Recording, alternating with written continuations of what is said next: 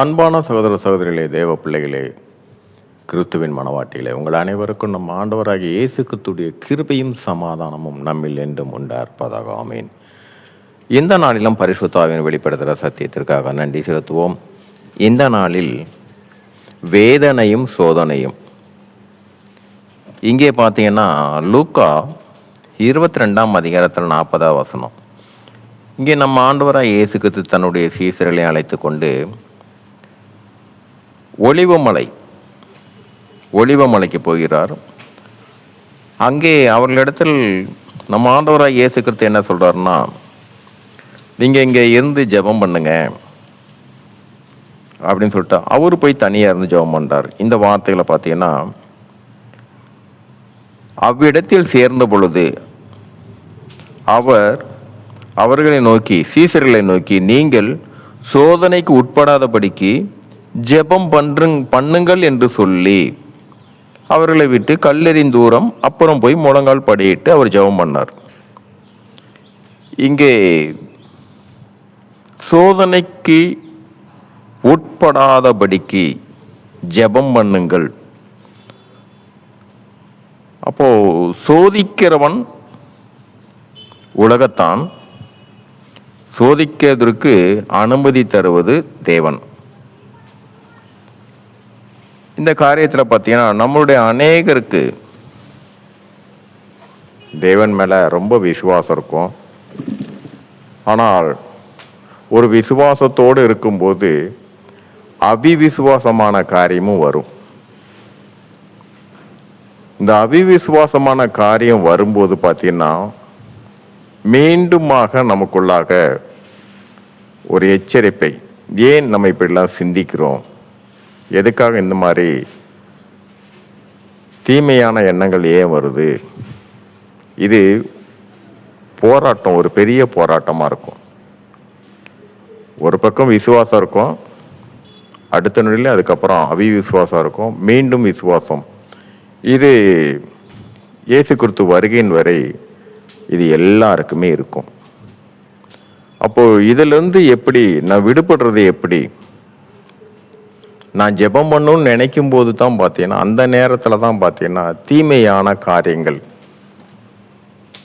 எனக்கு மட்டும் இப்படி நடக்குதேன்னு, இதையெல்லாம் பார்த்தீங்கன்னா நமக்கு அந்த மாதிரி எண்ணம், நம்ம அதிலேருந்து விடுபடனா அது முடியாத காரியம், அது கடைசி வரை உண்டாகும். அந்த நேரத்தில் நம்ம பார்த்தீங்கன்னா நன்றி ஆண்டவரே சொல்லலாம், ஸ்தோத்திர ஆண்டவரேன்னு சொல்லலாம். ஏனென்றால் இந்த தீமையான எண்ணங்கள் நம்ம விசுவாசத்தில் இருக்கும்போது நம்மை விழ செய்யும்படியாக, இது அநேக சகோதரிகளுக்கு இந்த பிரச்சனை அதிகமாக இருக்கும். இப்போ தான் நம்ம நல்ல ஒரு ஆண்டவர் மேலே விசுவாசத்தில் இருப்போம், அப்படியே ஒரு நொடி பொழுதில் அது அப்படியே திரும்பும். ஒரு வெறுப்பு வர்ற மாதிரி இருக்கும், ஆண்டவர் மேலே ஒரு வெறுப்பு வர்ற மாதிரி இருக்கும். மீண்டும் நம்மை நாமே சோப்போம், எப்படி நமக்கு இந்த மாதிரி தீமையான எண்ணங்களாக வருது, நம்ம ஆண்டவர் ரொம்ப நல்லவர், இதையும் வரும். இந்த போராட்டம் இது நீங்கள் இதிலிருந்து விடுபடணும்னு நினைப்பீங்க, அது கண்டிப்பாக முடியாத காரியம். இது கண்டிப்பாக போராட்டம் இருக்கும். உங்களுக்கு அந்த மாதிரி ஒரு போராட்டம் வரும்போது நன்றி ஆண்டவர் சொல்லுங்கள், ஸ்தோத்திர ஆண்டவர் சொல்லுங்கள். இதுதான் ஏன் இந்த காரியம் எல்லாம், சோதிக்கிறவன் உலகத்தான், இதை அனுமதி கொடுப்பது பரலோகம். ஏனென்றால் நல்லா ஒன்று நினச்சி பாருங்க, நம்ம பிள்ளை எதுலேயுமே முதலாவதாக வரணும்னா எந்த தாய் தகப்பனுக்கு ஒரு ஆசை இருக்கும். இப்போ பார்த்தீங்கன்னா ஒரு உலகப்புறமாக ஒரு மந்திரி இருந்தார்னா அவர் பார்த்தீங்கன்னா தான் இருக்கிற இடத்துல தான் புள்ள வரணும் அப்படின்வார். எப்படியாவது ஒரு கட்சியில் ஒரு பொறுப்பு வந்துடணும். ஒரு ஊழியக்காரங்களை எடுத்தாலும் நம்ம பிள்ளை ஒரு ஊழியக்காரனாக ஆயிடணும். இது எல்லாத்துக்குமே பரலோக தேவன் அவர் நமக்கு ராஜா, அவரோட பிள்ளைகளாகிய நம்மை இளவரசனாக தான் ஆக்குவார். வேறு யாருக்கும் அந்த தகுதி கிடையாது. தேவன் எதற்காக இந்த சோதிக்கிறவனுக்கு அனுமதி கொடுக்கிறாருன்னா, நீ சோதிச்சு பார், என் பிள்ளையுடைய காரியத்தை நீ சோதிச்சு பார். அப்படி அவன் சோதிக்கும் போது நம் தேவனுக்கு நன்றி சொல்லும்போது என்ன ஆகும் தெரியுங்களா? அவன் வெட்கப்படும்படியாகத்தான் இருக்கும். நீ சோதிச்சியே பாத்தியா? இன்னும் ஒன்று பார்த்தீங்கன்னா, அவனை மேற்கொள்ளக்கூடிய அதிகாரத்தை தான் தேவன் நமக்கு கொடுத்திருக்கிறார். அவனை மேற்கொள்ளக்கூடிய அதிகாரம். அவனுக்கு பயந்து நடப்பதற்கோ அவனை கண்டு பயப்படுவதற்கோ இந்த காரியத்துக்காக அல்ல. மேற்கொள்ளக்கூடிய அதிகாரம், சகல அதிகாரம் அவனுக்கு கொடுத்திருக்கிறேன். உன்னுடைய வார்த்தைக்கு அவன் பயப்படணும். அப்படி இருக்கும்போது பார்த்தீங்கன்னா, நம்முடைய எல்லா காரியத்திலும் சரி, அந்த மாதிரி இது அநேக போராட்டங்கள் உண்டாகும், கண்டிப்பாக உண்டாகும். அந்த நேரம் எல்லாம் வேற ஒன்றும் இல்லை. நன்றி ஆண்டவரே, சோத்திரம் அப்பா. இந்த வார்த்தை எப்பமெல்லாம் தோணுதோ அப்பமெல்லாம் சொல்லிக்கிட்டே இருங்க. இங்கே தன்னுடைய சீசலுக்கு அதுதான் சொல்றார் ஆண்டவர். நீங்கள் சோதனைக்கு உட்படாத படிக்கு ஜெபம் பண்ணுங்கள். நம்மளுடைய ஒரே காரியம் இது இருக்கதான் செய்யும்.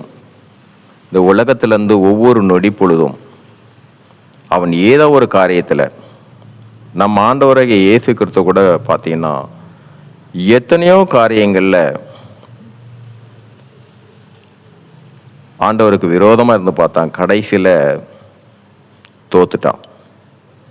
அதனால் இந்த எண்ணங்கள் நமக்கு வரும்போது பார்த்தீங்கன்னா எப்பவுமே சரி, மீண்டும் மீண்டுமாக ஒரு தீமையான சிந்தனை வரும். அந்த சிந்தனையில் நம்ம அவன் எண்ணங்கள், சூழ்நிலையான அந்த எண்ணங்களை கொண்டு வந்து நம்மை வீழ்த்தும்படியாக, நீங்கள் அந்த நேரத்தில் எதையுமே வேண்டாம். நன்றி இயேசுவே, நன்றி ஆண்டவர், சோத்திரம் அப்பா. இது ஏதாவது ஒரு காரியத்தை நம்ம வரும்போதெல்லாம் இதை சொல்லிக்கிட்டே இருங்க. இது கடைசி வரைக்கும் உண்டாகும்.